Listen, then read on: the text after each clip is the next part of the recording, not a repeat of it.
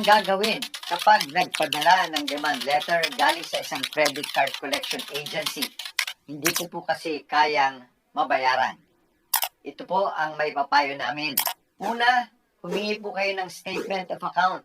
Kasama na dito ang history of payments. Gusto natin malaman ang ating tunay na balanse na dapat bayaran. Magkano ba ito ang ibinayad sa interes? At magkano ang sa principal? May penalty po ba?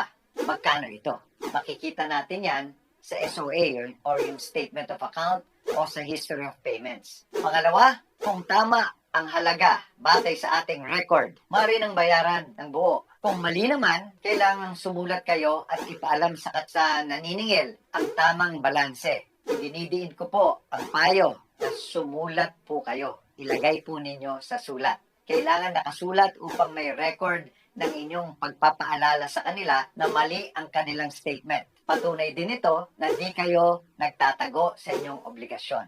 Kung napakalaki ng babayaran at di ninyo kaya, ay kailangan po natin makiusap. Makikiusap na kayo at hihingi kayo ng restructuring ng utang. Ibig sabihin, ay susubukan ninyong humingi ng bagong term at bagong halaga ng babayarang buwan-buwan. Pwedeng pahabain ang oras ng pagbabayad upang humaba ang monthly payments at maaari nyo ring hilingin na tanggalin na ang penalty upang bumaba ang babayaran. Pero ang paalala dito, kayo ay nakikiusap dahil di ninyo nabayaran ng utang batay sa usapan.